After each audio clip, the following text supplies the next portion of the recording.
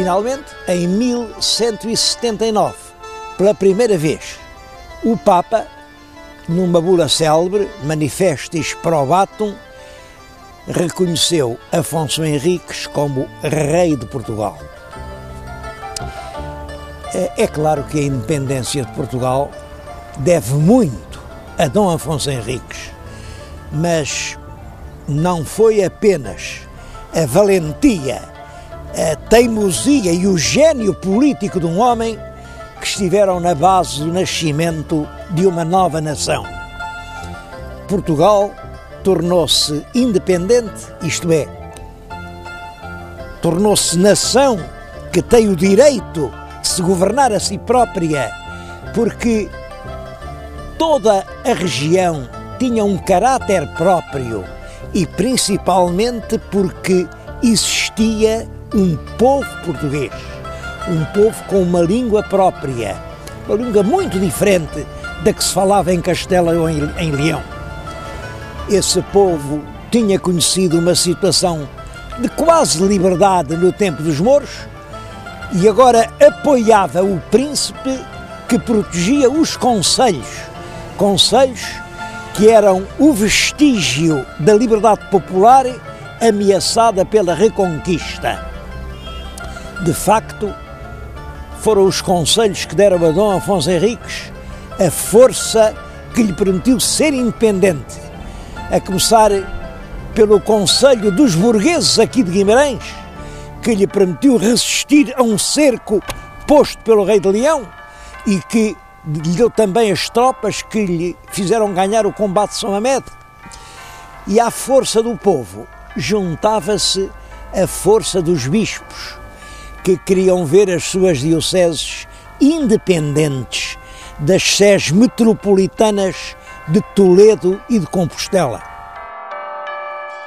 Ele manteve, por um lado, a guerra com os mouros e conseguiu que a fronteira do seu reino passasse da linha do Mondego para a linha do Tejo, com a conquista definitiva das grandes cidades de Santarém e de Lisboa, e com Lisboa apoderou-se de Sesimbra, de Sintra, de Palmela. Constroem-se grandes monumentos, como é, por exemplo, a Sé Velha de Coimbra, ou a Sé de Lisboa, ou o convento de Alcobaça. Olhem, ou este convento de Santa Cruz de Coimbra, ou São João de Tarouca, ou o Castelo de Leiria. É, portanto, um grande e construtivo reinado.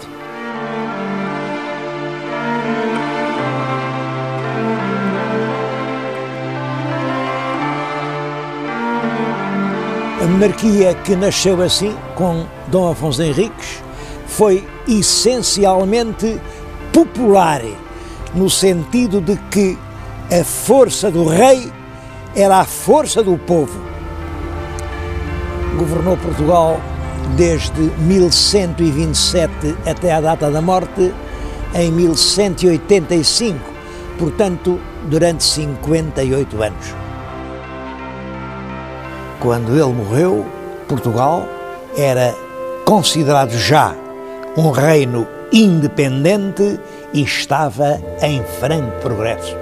Ele dispôs que depois da morte queria que o enterrassem em Coimbra, no altar-mor do Mosteiro de Santa Cruz, que ele próprio tinha fundado. E eu venho dizer estas palavras precisamente em frente do túmulo do fundador da nacionalidade. Este túmulo que estão a ver, que é grandioso, é uma homenagem ao fundador de Portugal. É claro que é já obra do rei Dom Manuel, que em cerca de 1520 manda construir este grande monumento. Mas é ali que, desde a morte, jazem os seus restos mortais. Mas talvez o aspecto mais notável do seu governo seja a proteção que ele deu constantemente aos conselhos dos moradores. Discute-se muito ainda hoje qual é a verdadeira origem dos concelhos medievais portugueses. Bom, há quem diga que eles representam os municípios romanos, municípios que tinham estado esquecidos durante alguns séculos, mas que ressuscitaram na Reconquista. Eu penso que não foi assim.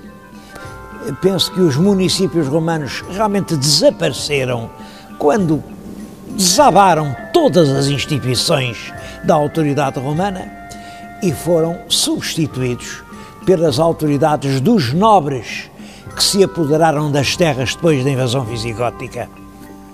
Mas depois, os invasores mouros mataram ou expulsaram os donos visigóticos das terras e os moradores que lá ficaram, que eram os vizinhos. Esta palavra vizinho é curiosa porque vem de vicus. Ora, é vicus que deu Vigo. Depois os árabes substituíram pela palavra deles aldeia. O vicus era uma aldeia. Os moradores das terras ficaram sem senhores e tiveram de se organizar para resolver os seus próprios problemas, os problemas da sua vida coletiva, porque alguém tinha que fazer justiça, alguém tinha que mandar reparar os caminhos por onde se passava, tinha que mobilizar e administrar os lagares do vinho e do azeite, os afolhamentos da terra, o regime da pastorícia. Tudo isso eram problemas de todos e que só podiam ser resolvidos por todos. Por isso, os vizinhos reuniam-se. Penso que nos primeiros tempos não haveria passos do concelho, portanto, reuniam-se à sombra de grandes árvores e aí decidiam coletivamente o que é que se devia fazer. O nome que se dava a essas reuniões era os conventos públicos vicinorum, quer dizer, as reuniões coletivas dos vizinhos. E, portanto, a autoridade que outrora era exercida pelo nobre visigótico passa agora a pertencer à reunião coletiva dos vizinhos. Reparem que isto é uma mudança profunda. No mundo romano e depois no mundo visigótico, quem governa a terra é o dominus, o dono. Na sociedade posterior à invasão sarracena de 711, os senhores da terra são mortos ou são expulsos e quem governa a terra são os vizinhos. Isto são dois caminhos opostos: senhorialismo ou municipalismo. Se a terra fosse de um nobre ou da igreja, não pagava impostos, quer dizer, era imune. Mas se a terra fosse de um concelho, isto é, se ela fosse governada pelos vizinhos, o senhor era o rei e, portanto, era ele quem tinha direito a receber os impostos, impostos que eram fixados nos forais. Impostos e serviços, entre outros, um serviço militar que consistia em, durante um certo número de semanas por ano, sempre na primavera, cada concelho tinha que pôr ao serviço do rei um certo número de cavaleiros, eram esses os famosos cavaleiros vilãos, um certo número de besteiros, eram lavradores armados de bestas, e um certo número de homens de pé.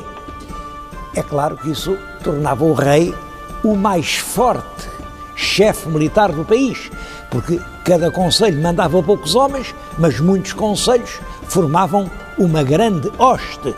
Nenhum senhor, nenhum conde podia ter a veleidade de medir forças com hoste real. O trono português teve assim, desde o início, na sua base, a força do povo. E também isso marcou o nosso destino histórico e modelou a maneira de ser política da nação portuguesa. A Dom Afonso Henriques sucede no trono o filho, Dom Sancho I. Dom Sancho foi também um grande rei, concedeu muitas dezenas